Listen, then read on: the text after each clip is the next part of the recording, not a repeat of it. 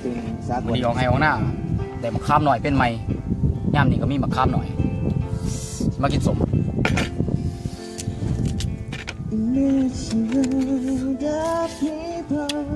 อะไร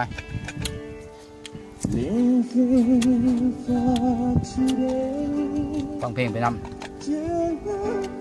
ลมพัดเย็นเสยเสย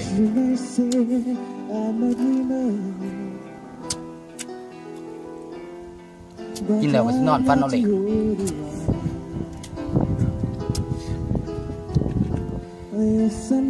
อะไรเงินปีใหม่เป็น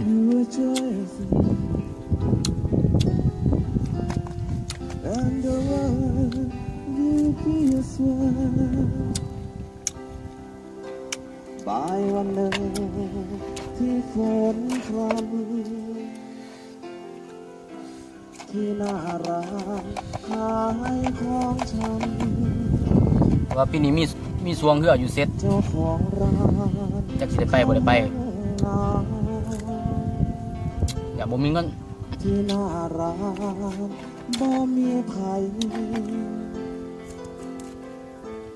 ลูกแม่ใจอ่อนรักปีโป้ อะไร แลนนี้ ช่วงนอนอยู่แล้ว ไปได้ฟังคงหัวขวนแลนตาคนบ่เลี้ยวหลังไปลีบังจูลังโอแล้วนั่งลงแค่ปีโป้ สินจิ๊บเลย ลูกแม่ใหญ่อ่อนรักปีโป้ไปกิน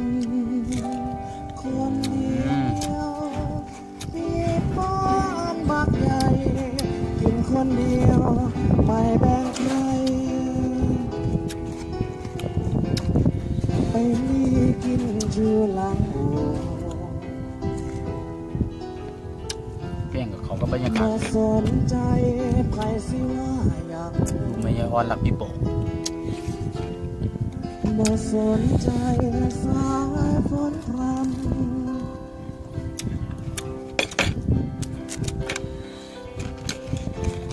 แต่ก่อนจอห์นเลนนอนเขาอยู่เมืองไทยนะ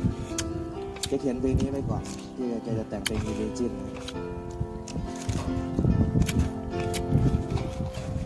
แม่ใจอ่อนเราเครียดหลาย มาจะขักสุดหน่อย